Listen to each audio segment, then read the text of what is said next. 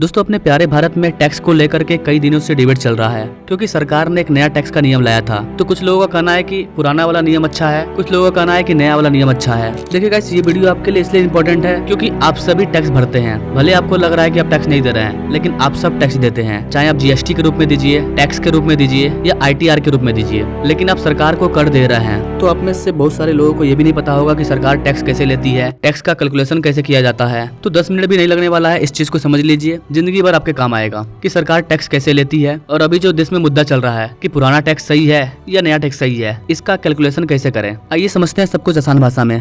स्वागत है आपका VS मोटिवेशन के कोई वीडियो में। मैं विकास। गाइस, सबसे पहली बात तो अपने देश में न्यू टैक्स रिजिम और ओल्ड टैक्स रिजिम दोनों लागू है। आपको जो अच्छा लगे आप उसे चूज कर सकते हैं। अब बात करते हैं कि आपके अकॉर्डिंग आपके लिए कौन सा टैक्स बेस्ट है। ये सारा चीज डिपेंड करता है आपके इनकम पर। दोस्तों, आज से 2 साल पहले न्यू टैक्स का अनाउंसमेंट किया गया था और ऑप्शन भी दिया गया था कि आप पहले वाले टैक्स से भी चल सकते हैं या नए वाले टैक्स से भी चल सकते हैं, लेकिन अभी न्यू वाले को लागू नहीं किया गया था। चूंकि अब 2024-25 का फाइनेंशियल ईयर स्टार्ट हो चुका है, तो अब नया वाला टैक्स रिजिम भी लागू होने वाला है। ऐसे में पूरे देश में डिबेट चल रहा है कि कौन सा टैक्स बेटर है। तो सबसे पहले आपको दोनों को समझना होगा कि पहले सरकार कैसे टैक्स लेती थी और अब सरकार कैसे टैक्स लेने वाली है और किसमें हमें फायदा होगा। सबसे पहला सवाल कि आपका जो इनकम है उस पर टैक्स को कैसे कैलकुलेट किया जाता है। गाइस, ओल्ड टैक्स का जो स्लैब था उसमें ओनली 4 स्लैब था, लेकिन जो नया वाला टैक्स रिजिम आया है इसमें सरकार के द्वारा कई सारे टैक्स स्लैब को प्रोवाइड किया गया है ना। ये जो ओल्ड टैक्स रिजिम है इसके अकॉर्डिंग अगर आपकी इनकम 5 लाख रुपया है सालाना, उस पर 5% का टैक्स लगता है। लेकिन आपका सालाना इनकम अगर 2.5 लाख है तो आपको 0% टैक्स देना है। लेकिन अगर आपका इनकम 5 लाख रुपया है तो क्या आपको 5 लाख पर 5% टैक्स देना होगा? नहीं,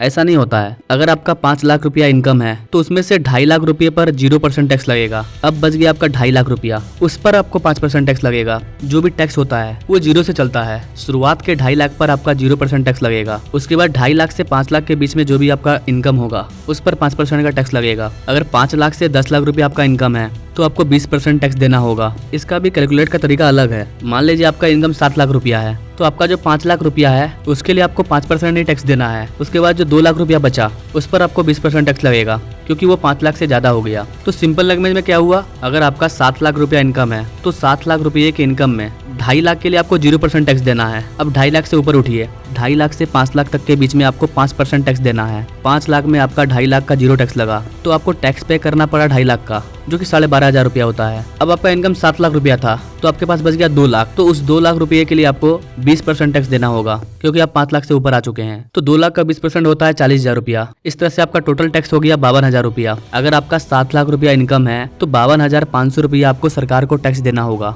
ये पुराने वाले टैक्स रिजम के अकॉर्डिंग। नए वाले टैक्स रिजम में ऐसा नहीं है। अब मान लीजिए आपका इनकम 7 लाख रुपया है और आप न्यू टैक्स रिजिम से टैक्स पे करना चाहते हो, तो इसका क्या नियम है कि 0 से 3 लाख तक आपको 0% टैक्स देना होगा। तो आपका जो इनकम 7 लाख रुपया है उसमें से 3 लाख के लिए आपको कोई टैक्स नहीं देना पड़ा, बच गया 4 लाख। तो यहाँ पर बताया गया है कि 3 लाख से 6 लाख रुपया अगर आपका इनकम है तो आपको 5% का टैक्स देना होगा। तो अब 3 लाख से 6 लाख के बीच में आते हो, बच गया 4 लाख। 4 लाख में से आपको 3 लाख के लिए टैक्स देना है। 3 लाख में आपका 6 लाख पूरा हो जाएगा तो 3 लाख का आपको 5% टैक्स देना है। उसके बाद बच जाएगा 1 लाख। तो न्यू टैक्स के नियम के अकॉर्डिंग 6 लाख से 9 लाख रुपया अगर आपका इनकम है तो आपको 10% टैक्स देना है। और चूंकि आपका इनकम 7 लाख रुपया है तो आपका 1 लाख रुपया और बचा हुआ है, तो अब आपको 1 लाख रुपये के लिए 10% टैक्स देना होगा। तो कहने का मतलब है कि न्यू टैक्स के नियम से आपने 7 लाख रुपया के लिए 25,000 रुपया सरकार को आपको टैक्स देना पड़ा, जबकि पुराने वाले नियम से वो 52,500 रुपया बनता है। तो जाहिर सी बात है कि लोग नए टैक्स के नियम को फॉलो करेंगे क्योंकि पुराने वाले टैक्स की वजह से उनको करीबन 50,000 रुपया टैक्स देना पड़ता था, लेकिन न्यू वाले टैक्स नियम की वजह से उन्हें मात्र 25,000 रुपया टैक्स देना पड़ेगा। यानी कि अगर आपकी 7 लाख रुपया इनकम है तो आप न्यू वाले टैक्स को फॉलो करते हो तो आपको करीबन 27,500 रुपया का फायदा होगा। तो ये है किसी भी टैक्स को कैलकुलेट करने का तरीका। अब एक होता है टैक्स रिबेट। रिबेट का मतलब हो गया सरकार आपको छूट दे रही है। आप सरकार को इनकम टैक्स दे रहे हो तो सरकार इस पर आपको छूट देना चाहती है, तो उसे बोलते हैं टैक्स रिबेट। तो नए वाले टैक्स रिजिम में ये बताया गया है अगर आपका इनकम 7 लाख रुपया है तो आपको 25,000 रुपये का रिबेट मिलता है। अगर आपका इनकम 7 लाख रुपया है और आप टैक्स पे करते हो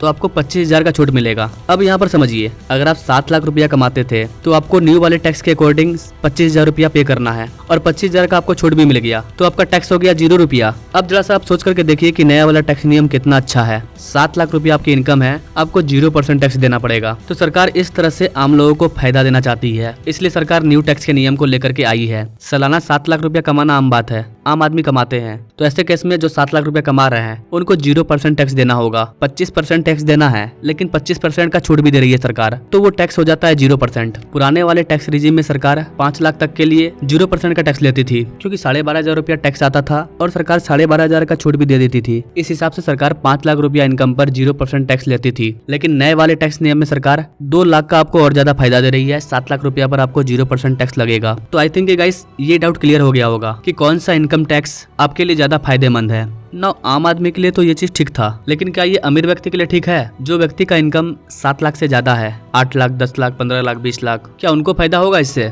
इसको भी समझ लेते हैं। एक होता है डिडक्शन और एक होता है एग्जेम्पशन। मान लीजिए आपका सालाना इनकम 8.5 लाख रुपया है, तो सरकार का ये कहना है कि आप 1.5 लाख रुपया इन्वेस्ट कर दो। कहाँ पर? पीपीएफ में। तो अगर आपका इनकम 8.5 लाख रुपया था, आपने 1.5 लाख रुपया पीपीएफ में इन्वेस्ट कर दिया, तो आपका एक्चुअल इनकम हो गया 7 लाख रुपया, और 7 लाख रुपया के लिए आपको 0 टैक्स पे करना है। यानी कि अगर आपकी इनकम 8.5 लाख रुपया तक भी है, तो भी आप 0 टैक्स पे कर सकते हो। आपको 1.5 लाख रुपया इन्वेस्ट करना होगा। अगर पैसा इन्वेस्ट कर रहे हैं तो इसमें भी आपका ही फायदा है ना। अब बात करते हैं उन लोगों के बारे में जिनका इनकम काफी ज्यादा है, 50 लाख, 40 लाख, 60 लाख। उन लोगों के ऊपर सरकार एक्स्ट्रा टैक्स लेती है, जिसे सरचार्ज कहा जाता है। तो इन लोगों के लिए भी जो पुराना टैक्स रिजीम है, अगर वो उसे फॉलो करते हैं तो इन्हें ज्यादा टैक्स देना होगा। अगर ये नए वाले टैक्स रिजाइम को फॉलो करते हैं तो इन्हें कम टैक्स देना होगा। मान लीजिए आपका इनकम 50 लाख से 1 करोड़ के बीच में है, तो आपको सरकार को एक्स्ट्रा 10% सरचार्ज देना होगा। सपोज डेट आपका इनकम 80 लाख रुपया है और आपका टैक्स बनता है 20 लाख रुपया मान लीजिए, और सरकार उस पर एक्स्ट्रा 10% सरचार्ज जोड़ दे रही है। तो ये जो 10% एक्स्ट्रा सरचार्ज होता है वो इसके टोटल इनकम पर नहीं लगता है, बल्कि इसका जो टैक्स निकला 20 लाख रुपया, उस 20 लाख रुपये का 10% सरचार्ज लगेगा।